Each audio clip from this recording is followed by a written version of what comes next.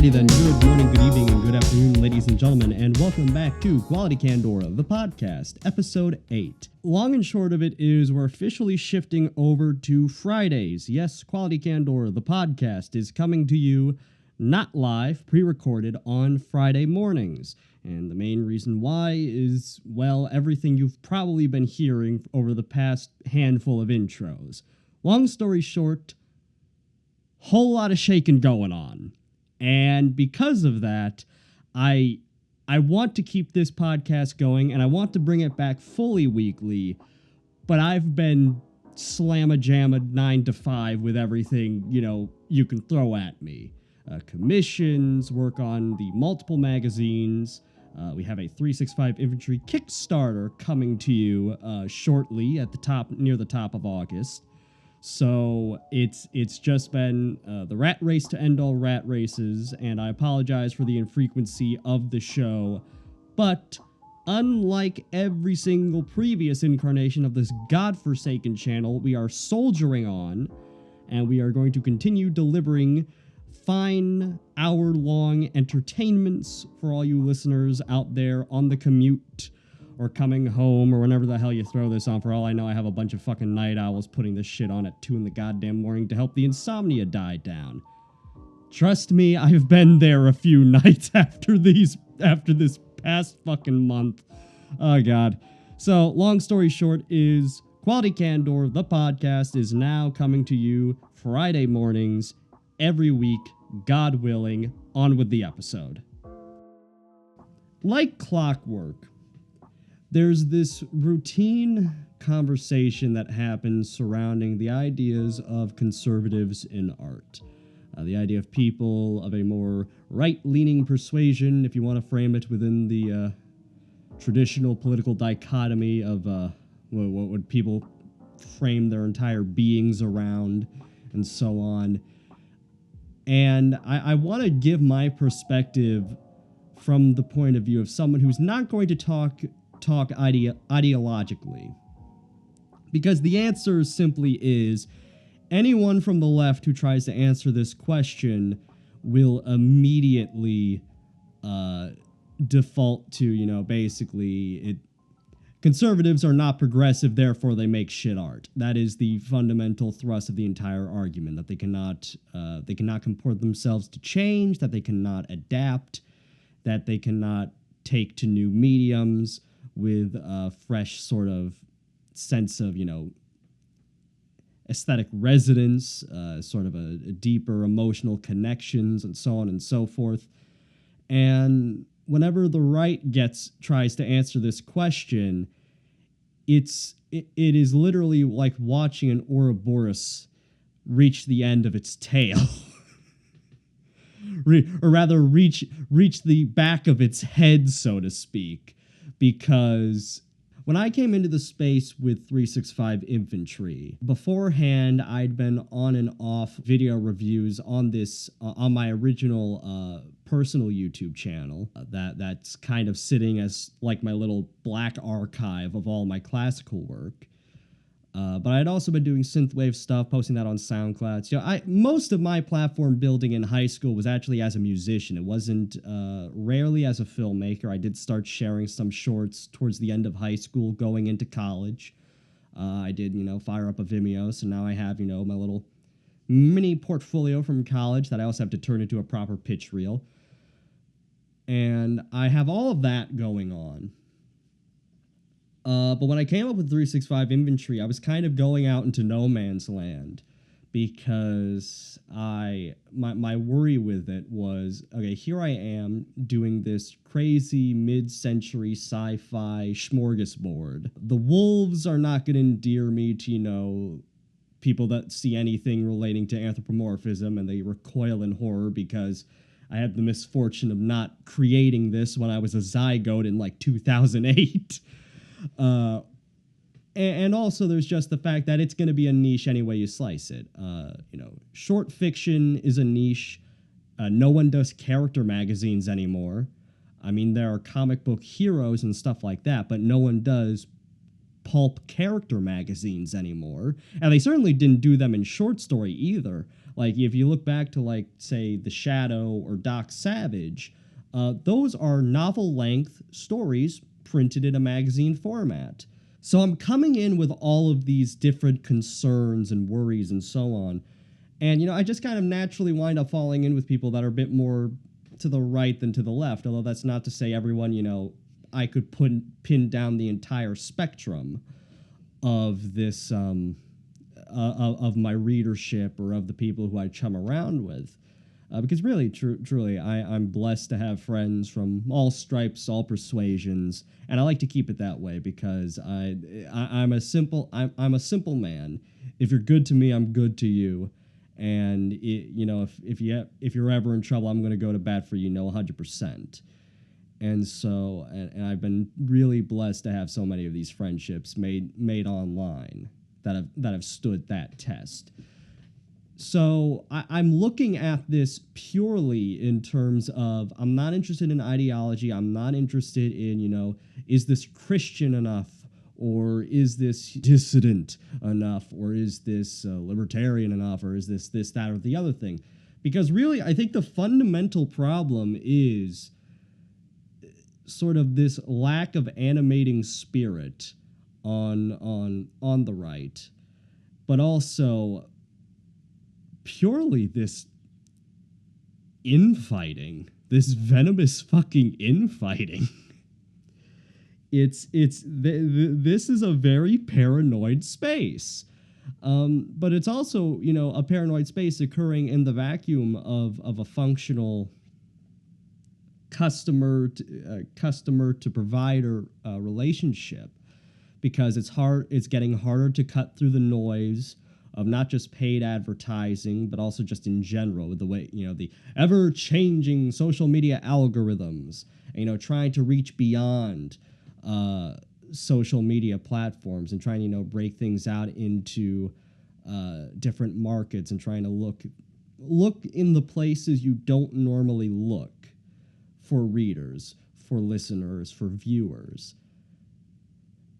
So when we're talking about this general idea of conservative-made art or conservative-made entertainment, and I have to make this very, very fucking clear, because while I do believe there is such a thing as artfully done entertainment, and I do believe that great art is also wondrously entertaining. I mean, no one can look at Federico Fellini's 8.5 and not just be wrapped up in an almost obscene level of joy. It's the same thing with watching like a David Lynch picture or watching Twin Peaks, where yes, there's a darkness, there's a morbidity, there's a macabreness. Occasionally, there's a really strong sense of sensuality, but at the same time, there's a very pureness of spirit, and often an incredible sense of elation, this lust for life that animates so many of his films. You think about Wild at Heart, or you think about, I always think about that wonderful line in Blue Velvet, where Kyle MacLachlan is just at the end of his rope, and he's just asked, why is there so much trouble in this world? And that's a very pure, innocent thought. So I don't believe that art and entertainment, that the Venn diagram is two circles. No, there is a firm intersection between the two.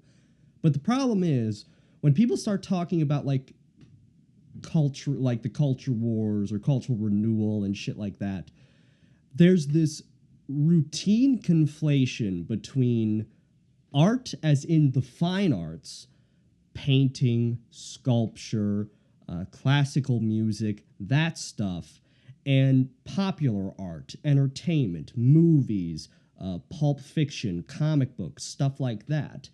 And while obviously there's, base skill sets that cross over between the two, you have to have a good sense of form and figure to be both an illustrator of a comic book as well as being a fine painter or a sculptor.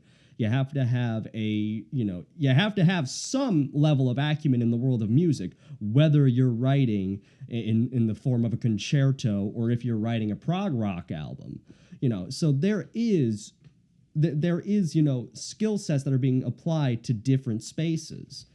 And so the first problem I often see whenever this happens is that it's people always running around saying, I either pretending like the only solution is, just completely upheaval in the galleries, just it must, focusing on maybe just fine art or focusing on just entertainment, or more often than not, people asking what's happened to fine art and what's the conservative answer to fine art, and then a bunch of people dumping fucking sci-fi pulp novels at the beginning, like, this is fucking art, man!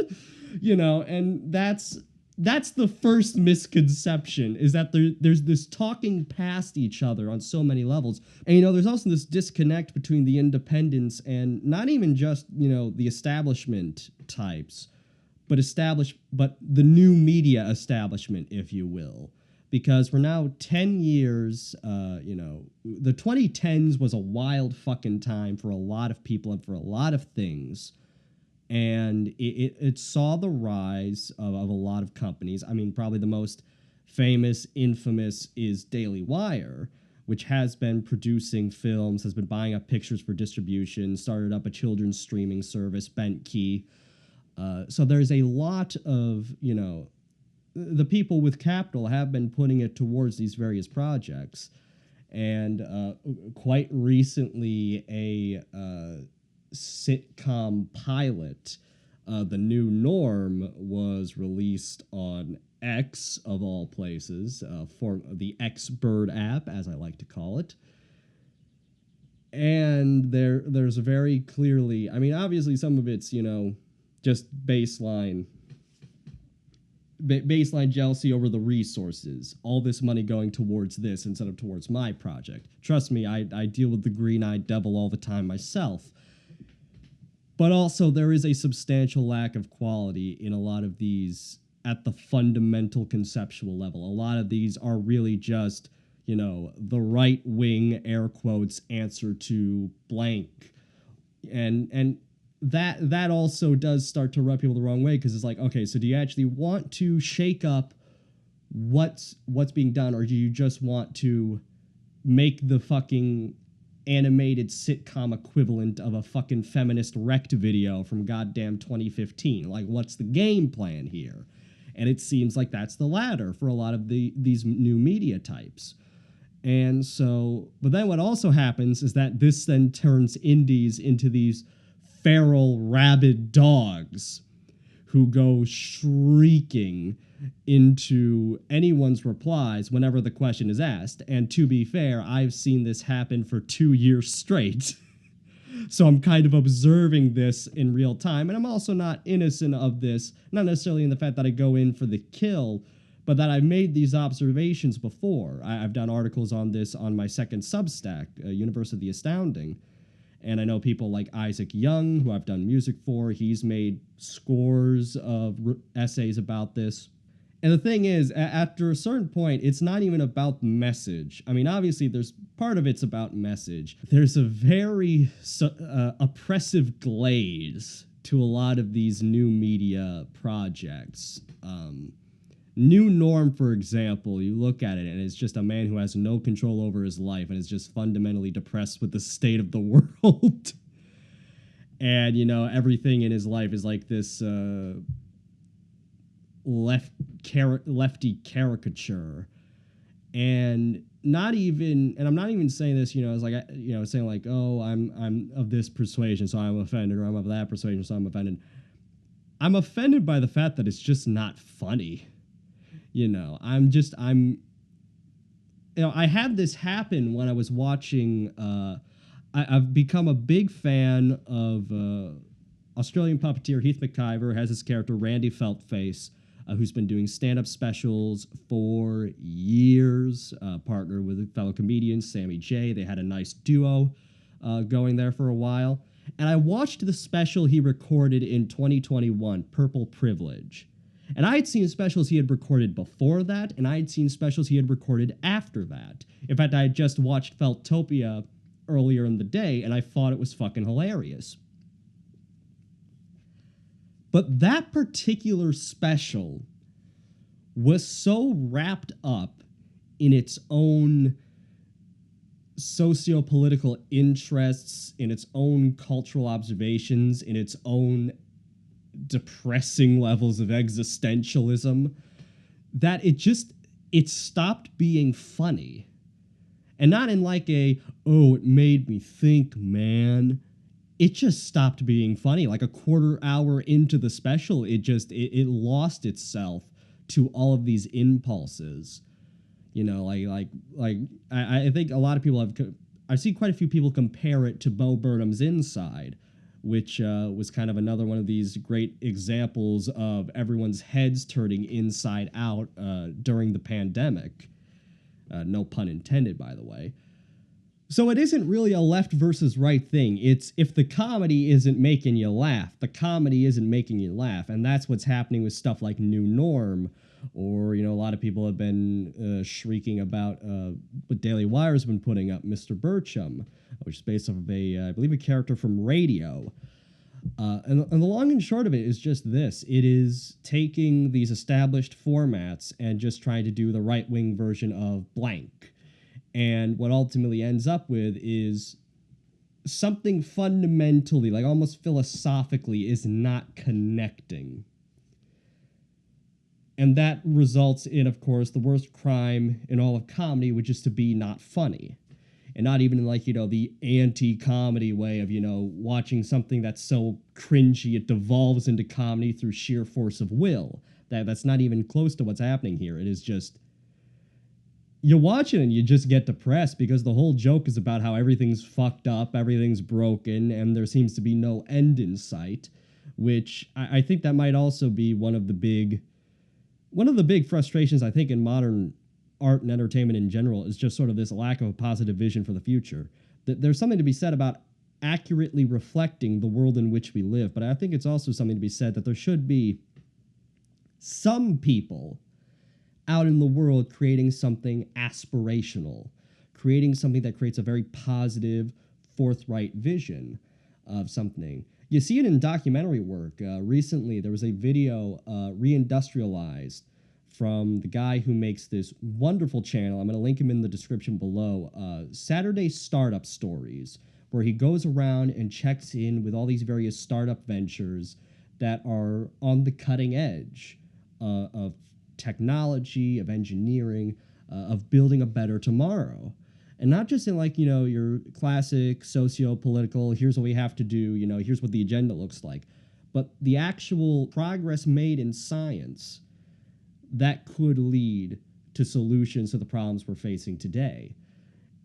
And he's working on this reindustrialized documentary. I don't know if it's a limited series or if it's a film, but he did this 5-minute pitch trailer. And man, I was taken aback by it because it is such the antithesis of this new media establishment style of, we're just going to do the right-wing version of whatever popular trash is out there. We're going to do it's going to be the right-wing Family Guy. It's going to be the right-wing South Park, shit like that. Or in the case of something like a New Norm, it's basically the right-wing version of All in the Family.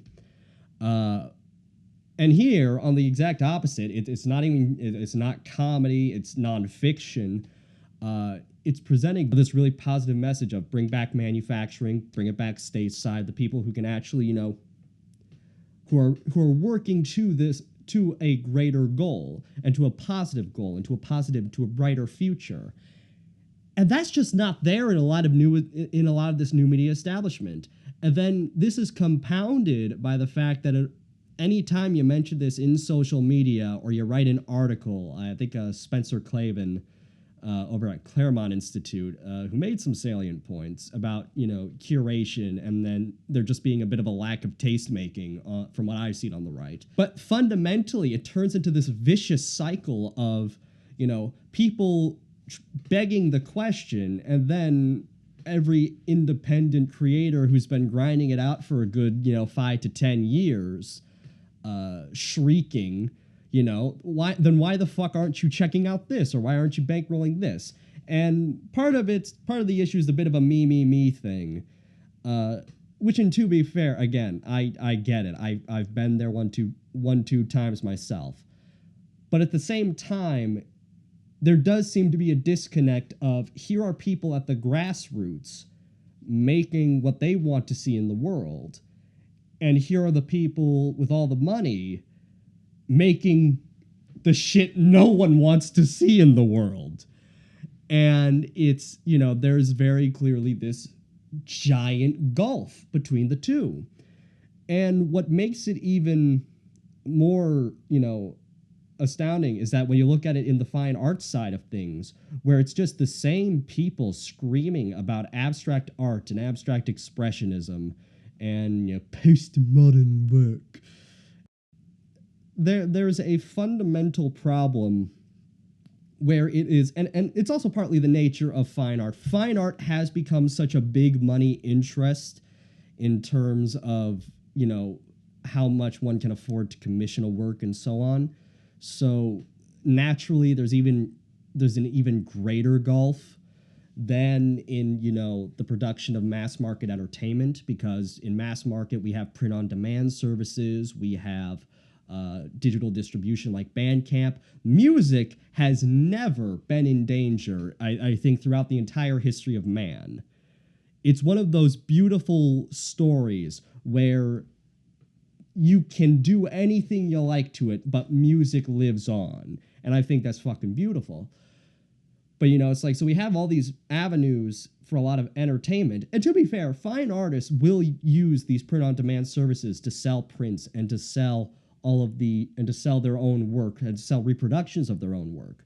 But in terms of fine art, selling originals, galleries, stuff like that, it's become so much of a big moneyed issue that, it seems like the barrier to entry is frankly almost beyond reproach. It has become this sort of closed circle of a select few with a very specific perspective. What happens is that the discourse simply becomes people shrieking about Jackson Pollock being bankrolled by the CIA in revolt against, the Soviet, in a revolt against Soviet art. You get people that, just keep saying, haha, money laundering, but also contribute nothing to the world of art itself. There are people who all they do is scream about literally decades-old paintings, like we're on the cutting edge of the problem with left-wing left-wing fine art, instead of, at the bare minimum, pointing to work that at least gives you something resonant, gives you something you can actually look at and say, by God, that is art. They don't do that. They like to whine and cry and jack themselves, screaming about fucking Jackson Pollock and Pablo Picasso. And they do nothing but that. They are literally the equivalent of the culture war pundits that will just, get fucking whipped by Disney every time they sit down and watch a Star Wars film or a Star Wars show they hate. It's like, oh, it's so shitty. Oh, give me more. That's basically what these people are, but to fine art. And it's beyond frustrating.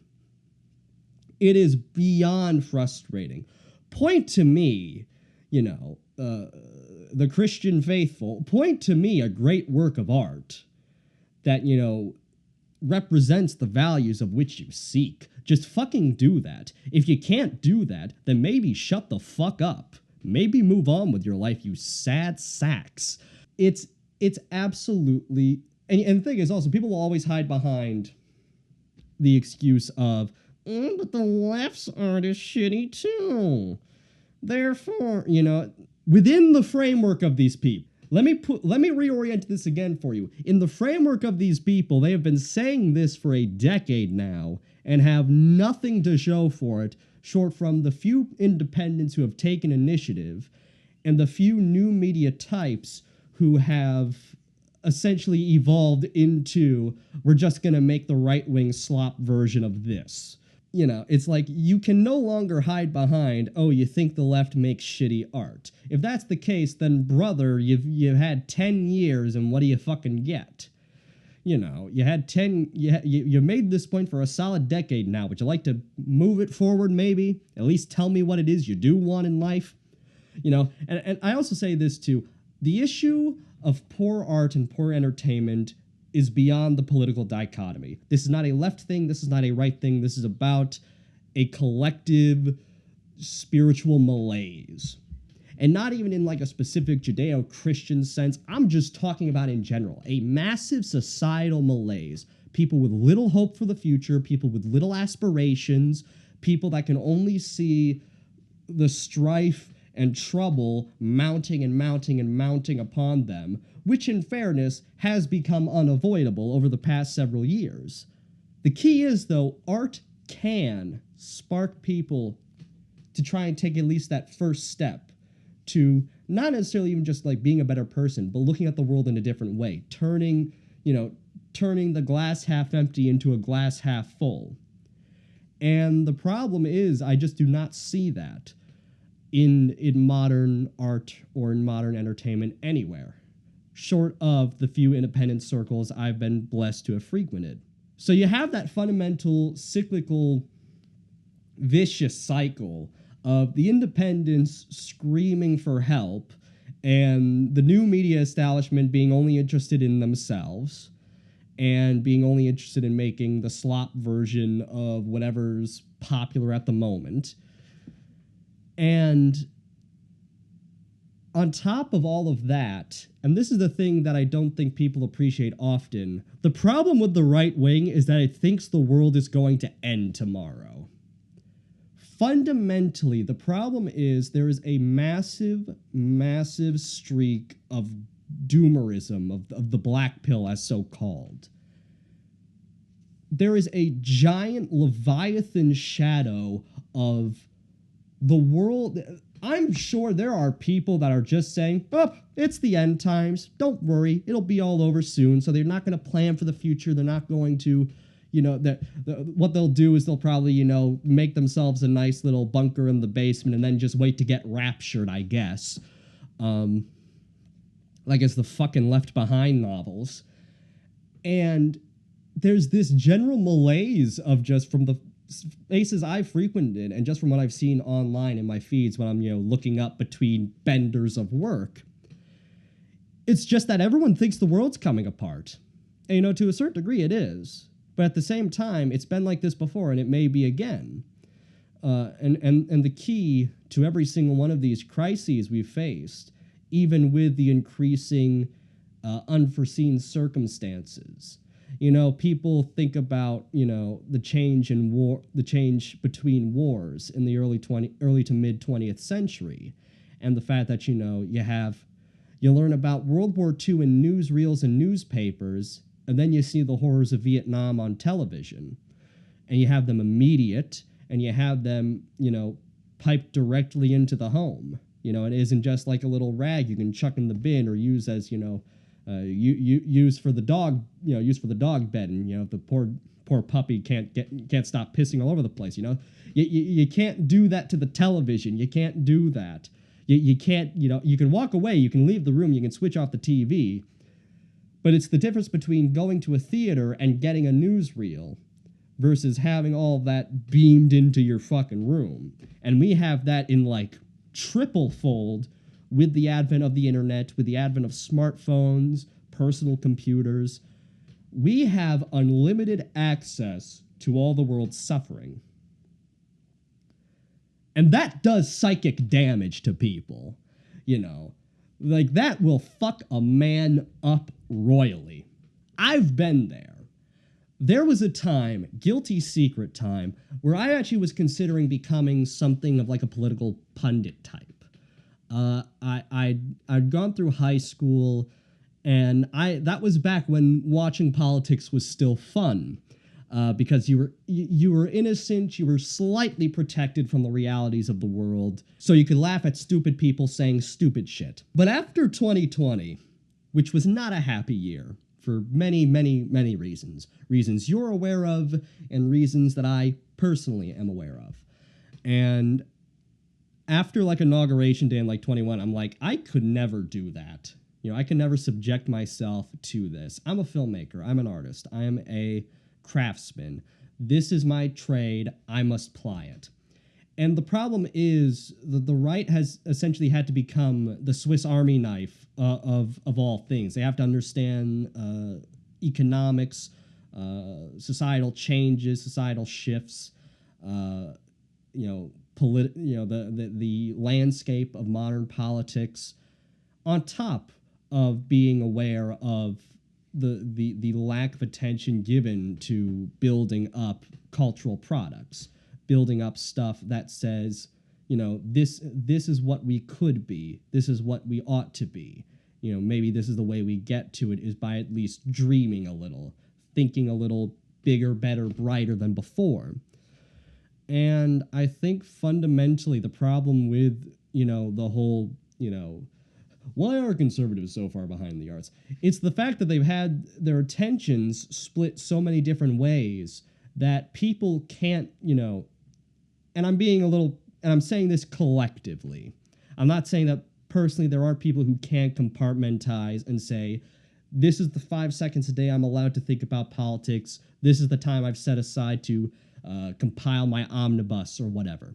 I'm not talking about that. I'm talking about on a collective level that there is an inability to separate this, obsessive political didacticism from the ability to not only produce quality art and quality entertainment, but to also sit there and focus on marketing it. And the problem is the marketing of it also seems to be hinging on the latter stage of internet blood sports, whereas everyone's shit flinging and going to absolute fucking town on each other, because the only way it seems the right wing even acknowledges if something is right wing art or entertainment is if the fucking message is branded on their foreheads in like 5,000 point Helvetica bold.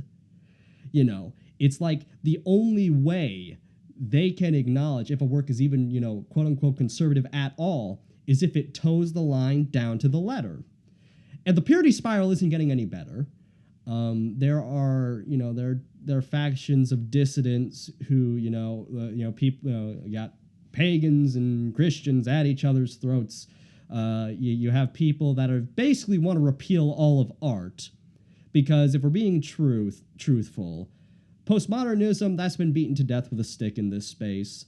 Modernism, people are shrieking about, but there are still quite a few people who have solid modernist aesthetics that do prove powerful and do still prove robust. I love the work of Fen de Villiers. I consider him modernist because of that incredible crisp angularity of his work. Just recently sold a statue, Prometheus, and man, it is like Art Deco bliss. But if we're being truthful, going back to the Victor Hugo quote, there are no rules, there are no models. Technically, we need to start, do we start blaming the Romantics for opening the door? That they weren't focused on very strict subjects, on very strict thematic material, that they became focused more on the emotional resonance of a work rather than strictly adhering to the 100% realism of the human form, combined with the unique palettes of a unique light, of chiaroscuro style lighting. If we want to talk jeté over into music, a lot of the techniques of, say Mozart were considered, a bit taboo. I remember, and it may be apocryphal, so, take this for what it's worth, but I remember hearing a story about how Mozart's use of sudden dynamic shifts, of going from, bringing an orchestra down to piano, pianissimo, up to a blistering forte, would actually shock people, because they were used to even tempi, they were used to even dynamics. Obviously there were louds and softs all across the history of music, but no one had, ever done something as, sudden as what Mozart was doing. You can imagine in the opera hall him conducting Marriage of Figaro, the overture, and so you got this bum, bum, bum, bum, bum, bum, and, all of a sudden you have all the old ladies, clutch their pearls, be like, oh my word, Do we start going after the rule breakers of classical music? For Christ's sakes, a friend showed me someone who was going after fucking the nudity of a Renaissance sculpture. So, not even Michelangelo is safe from the purity spiral. That's that is some of the things that I kind of notice, is that there's this never-ending downward slope of it's not pure enough, it's not this enough. So you have this sort of this intellectual rabbit hole that's happening there, alongside the simple fact that the pipeline between audience and creator is fundamentally broken in the sense that it's hard to cut through, it's hard to reach people. I mean, you can do newsletters, you can do mailing lists, start blogs, start YouTube channels. You're being told, hey, keep building your platforms, and all this stuff. And all of this in the shadow of constantly being told World War III is about to happen, Civil War is about to break out, we could probably have nuclear Armageddon at the drop of a hat. People are being told to live in complete 100% abject terror for most of their fucking life. And yet they keep saying, just build your platform, just do this, just do that. Like manning your stations while the ship's going down, basically. And I think people have to start realizing that's one of the fundamental issues, I think, with, why are conservatives so behind on... It's because fundamentally there is a giant ideological sort of Damocles being dangled over this space constantly. It's why I ultimately say my work is completely apolitical. There may be messages about the nature of freedom, the nature of liberty, relationships between man and woman and so on. But at the end of the day, I really do not care about the political persuasions of the people who read my work. I just want to make sure, do you enjoy it? Did you have fun? Are you going to come back for another round? That's what counts. Because the alternative is trying to reach people who, frankly, have stirred themselves up, both of their own volition and not of their own volition, into a nonstop DEFCON 5 panic mode. We're being told the world's ending, but we're also being told, just keep, it takes time to build a platform. It takes time to do all of this. And then in the same breath being told, World War III is about to happen, guys. You get in the bunker, prepare. There's a giant, just a fucking flaming ball of cognitive dissonance there that I don't think people try to hide it through a variety of things. I think, in many ways, I think that is what makes the more religious, sort of the more dexterous, the more defiant of the lot, just because there is faith that, you have God above seeing over everything, even though everything looks absolutely dire as hell. No pun intended. So, there's that, certainly. And fortunately, there are people who are taking that into a positive direction. I look at people like, recently I did trailer editing work for a wonderful little, I believe it's a digest-size magazine, last I checked, Silence and Star Song. I did trailer for them. Had a lot of fun working on it. Got to do a lot of spacier sort of cloud tank imagery, kind of like the Mutara Nebula from Star Trek II, that kind of fun stuff. And I find in them a very animating, positive vision. When we were talking about names to drop in terms of, what are some of the greats, because we had done a draft of the script where they had just said, in the spirit of the greats, comma, goes into the next part. I thought to myself, what kind of greats are we talking about here? And the two guys who came to my mind were C.S. Lewis and Ray Bradbury. C.S. Lewis, obviously, because he's sort of a layman theologian and so on. But Ray Bradbury, because Ray Bradbury, for all of the macabre stuff he wrote, for all the very genuinely at once touching and troubling stories he's written, was a man so full of love and so full of hope and so full of optimism that felt like the right man to kind of pin down as, this is the kind of guy who you have as one of your guiding lights. And they said yes. They said yes, absolutely. We left the line in. They said, great line. I don't see half as much of that on the right at all. And I'm focusing all of like my Sauron's eye on the right because there's nothing left to say about left-wing art entertainment. To be frank, some of it actually is quite excellent, and I'm not saying that, and I'm saying that about stuff that's explicitly politically messaged. I'm not talking about just incidentally, oh, director's a socialist. Okay. I'm not even talking about that. I'm talking about stuff that's explicitly message driven. I think about something like Anna Biller's The Love Witch from 2016, which, I'll be honest, the script is as subtle as a sledgehammer on a construction site. I will fully say that is the biggest reason why that's only a 4 out of 5 in my books. The script is simply too on the nose. But the production of that film, oh my God, I have never seen something look that tremendous aesthetically in the way that it does. Shooting on 35mm stock, that very specific Technicolor style of color grading, the use of Italian film music to supplement it. That is a wonderfully produced picture. And it is in that congealing of styles that the substance becomes elevated. It doesn't stop the dialogue from feeling thanks for the gender studies seminar, but it does lend some of it a bit more weight. And there are plenty of people who do this on the right all the time. There are people who do, and hell, even just going back to the more aspiration, like the stuff people point to as inspirations. Like people when they ask, what do you think when you think of Puritan? A lot of people will answer Robert E. Howard's Solomon Kane, this righteous man of God going around slaying villains and so on. And I always think about that opening sequence in Red Shadows, the very first story, where it's just woman's been viciously assaulted. She dies in his arms, and he simply says, in as matter of fact, in as flat a tone as possible, men shall die for this. That is powerful. That is, I don't care what you believe in,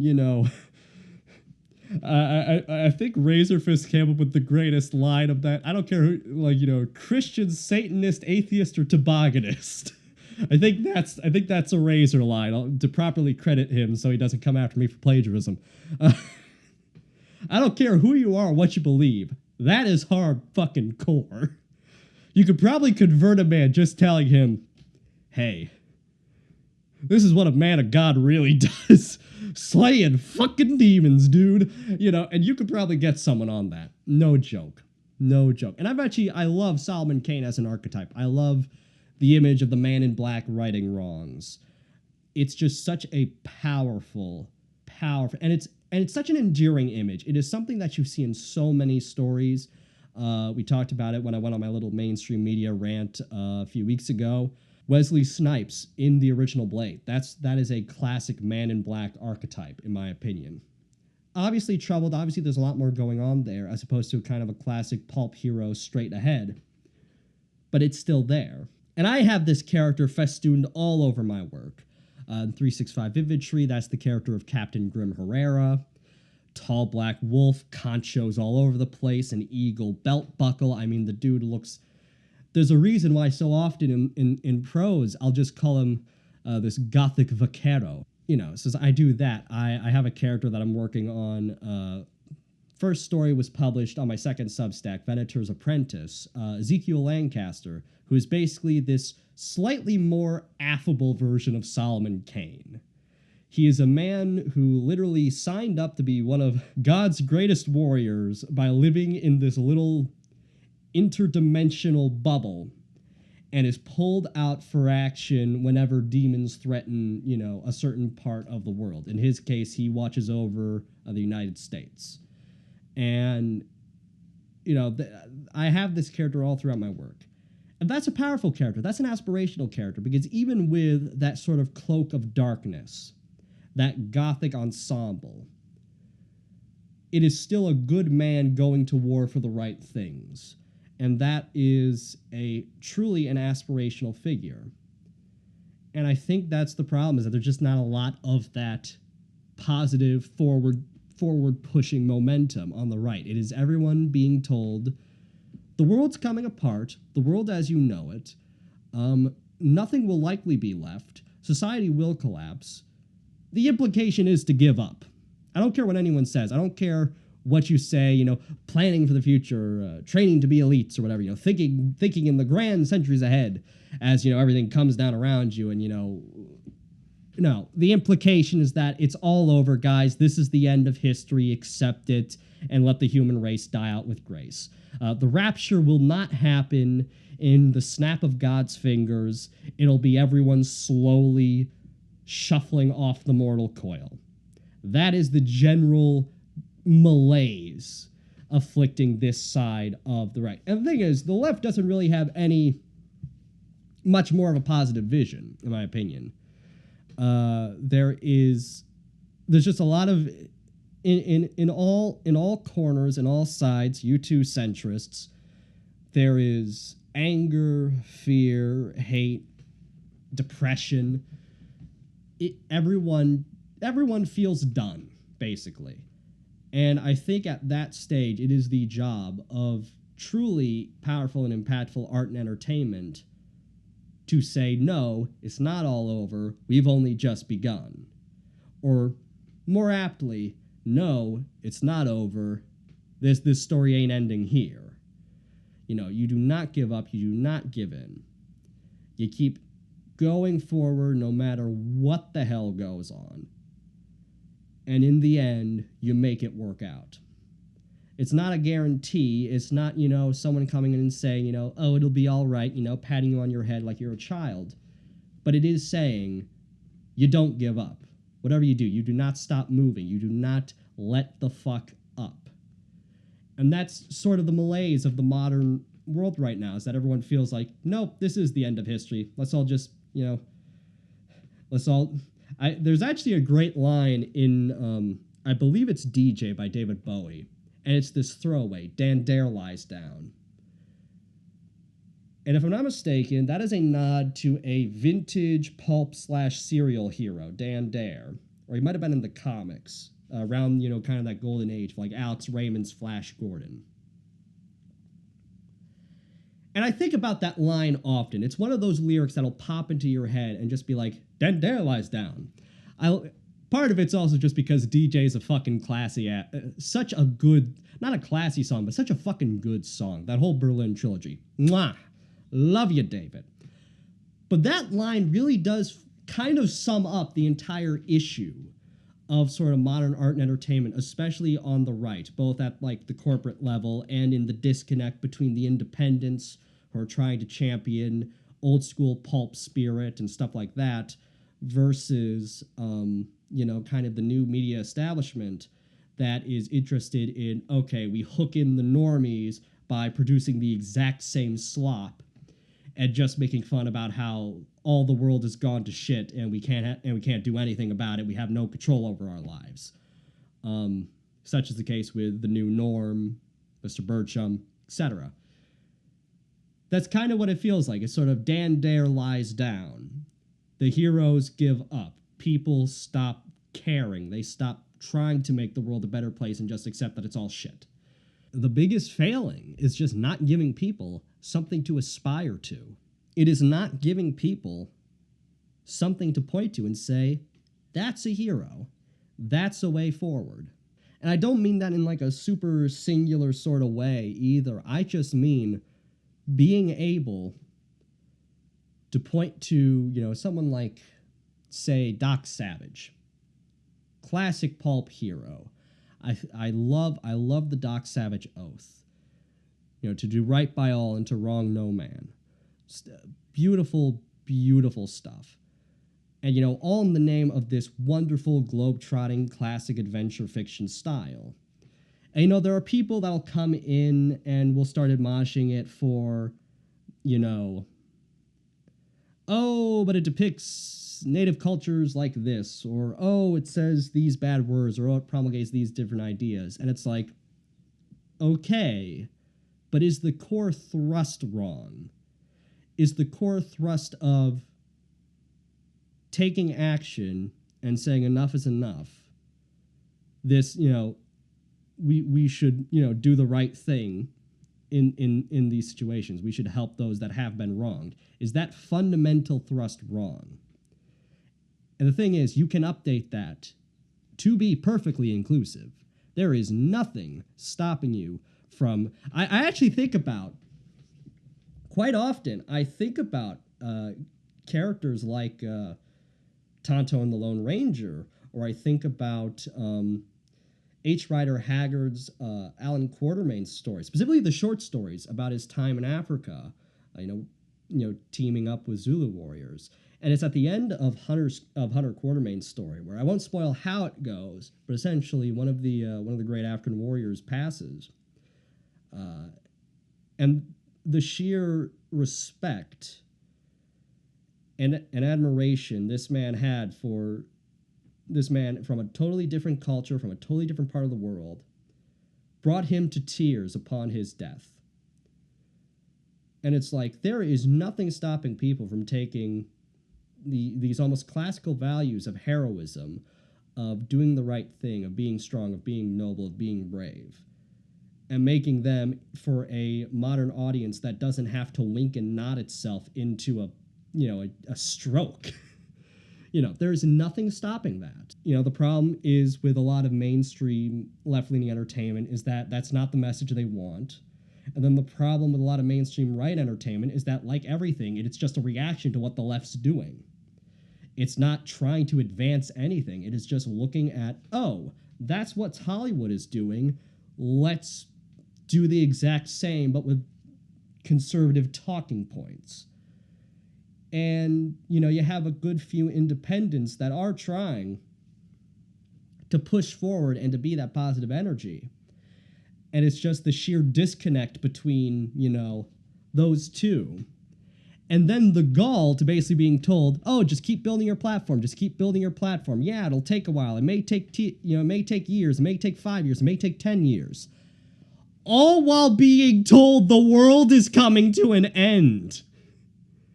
It's no wonder this entire space seems to be at a fucking stalemate. It's fundamentally broken from conception. The people with the money are only interested in doing what their opposite numbers are up to. And people with, to be blunt, the ideas are not only being shut out, but are basically being told routinely, oh, you just gotta fend for yourself. But also, there might not be anything for you to fucking fend for in the end anyway. It is such a fucking catch-22. And my only answer is to break away. My only answer is that, it's like, I will never consider my work conservative, liberal, whatever the hell. People can make those analyses. I welcome it, actually. I'd love to read reviews. People saying like, oh, the left-wing case for 365 entry, or, oh, this is the secret conservative agenda of 365. I think that would be hilarious. Because not even just hilarious, I think it'd be fascinating. Because the truth of the matter is, I am writing these stories because they're what I want to see in the world. They're full of the heroes that I like to see. They're full of the relationships that I want to see more of. This series is secretly a softie series. I'm not going to lie. There are so many loving couples in this. It's saccharine at times. I'll cop to it. But I love writing, wholesome husband and wife duos or great friendships and stuff like that, because I think they make for such great action. People bouncing off of each other in a situation as it gets worse and worse and worse until they come out on top. That's actually part of the classic Lester Dent formula, by the way. I think it was Michael Moorcock who described it. Basically, you swat your hero with a fistful of trouble, and you keep doing it until, he comes out at the end. But the idea is that you never let up. You always give the hero more shit to deal with. And he always comes out through his ingenuity, through his courage, through his bravery, through his skill. And, the day is saved. Thanks to the Powerpuff Girls. Sorry, the force of habit. Anyway. So that's kind of 365 imagery for me. I'm making this because it's simply what I want to see more of in the world. It's full of the heroes that I like to see. It's full of the aesthetics that I like to see. Not enough metalhead media. or at least not enough of this classic denim and leather, new wave of British heavy metal style. Not enough of that. Not enough of classic 70s, 80s action, but with sort of the 50s rock and roll swagger. Closest might be Streets of Fire, if we're all being honest. Which, I mean, what a eye-full that film is. Bellissimo. Walter Hill, you maniac. I love you. So it's like, you have all of this. All of these things that come together to make what I love about this series so much, and to make what I love about writing stories so much. I write stories that are going to be, I'll be honest, if I, in the annals of history, am branded as Jacob Calta, gearhead extraordinaire, pulp slinger aplenty, weird thing about wolves, will let that slide. I'll die a happy man, because I'll have done what I loved, and it'll have lasted in such a way that it will have made an impact on someone, that it will have resonated with people, or at the bare minimum, like Akira Toriyama once was observed, the late great Akira Toriyama. Basically, like, I only care if my work entertains. If I'm writing, in his case, he was writing stuff like Dragon Ball for the boys of Japan, for the young boys across the nation of Japan. And in my case, while my work skews a bit more adult, though I do have plans for more like family-friendly, young adult type stuff, that's the basis thrust of my work too. If it entertains people, if you pick it up off, the proverbial spinner rack, and you get a kick out of what we're doing, that's what's important to me. And the most important part is, I think, the fundamental framework. 365 Infantry is a cyberpunk post-apocalyptic series full of, all the classic tropes. Rogue AI networks, grungy street-level gang wars, crazy criminals rambling across the desert, slaughtering the innocent. It has all of the decadence and detritus and the decay you expect of those two genres. But the key above it all, the key to making that whole thing work, is that the characters still have hope. Is that these people, or these wolves rather, wake up every day knowing they're fighting the good fight. They will win. It's only a matter of time. They get out of bed, they get behind the wheel, they get in the saddle, and they just fucking go for it. We need more of that. Not just in the left wing or the right wing or the centrist wing or whatever cockamamie political persuasion you adhere to. We need more of hope. Period. Catch you on the flip side.